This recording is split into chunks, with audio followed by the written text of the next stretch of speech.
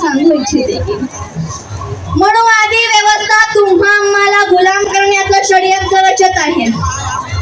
खरं तर बाबासाहेब आंबेडकर यांचं 6 डिसेंबरला महापरिनिर्वाण झालं, बरोबर आहे ना दादा? म्हणून देशातील लाखो लोक बाबासाहेबांना अभिवादन करण्यासाठी मुंबईच्या चैत्यभूमीवर येतात.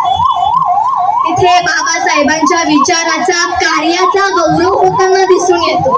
हे मनुवादी व्यवस्थेला सहन झाले नाही, म्हणून त्यांनी 6 डिसेंबर 1992 ला बाबरी मस्जिद काढून समाजात मोठी दरी निर्माण करण्याचा प्रयत्न केला.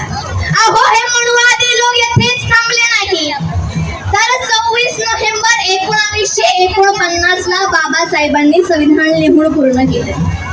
म्हणून तो दिवस आपण संविधान दिवस म्हणून साजरा करतो, मानव मुक्तीचा दिवस म्हणून साजरा करतो. हे देखील त्या मनुवाद्यांना सहन झाले नाही, म्हणून त्यांनी 26 नोव्हेंबर 2008 ला कसाबला माध्यम म्हणून मुंबई हल्ला घडवून आणला.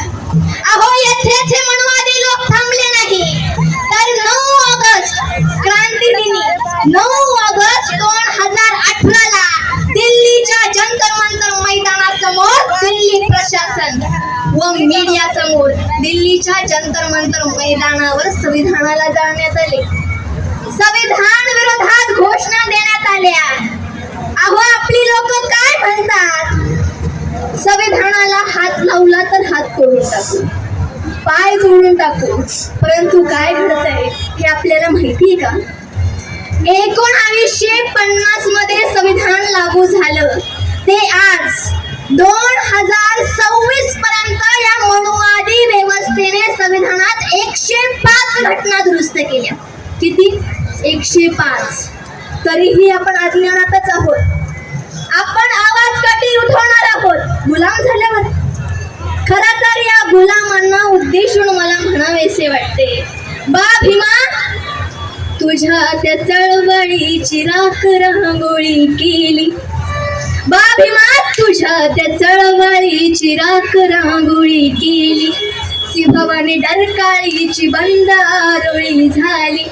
तुझ्या त्या चळवळीची राख रांगोळी केली. सिंहवाने डरकाळीची बंद आरोळी झाली. कावळे कालचे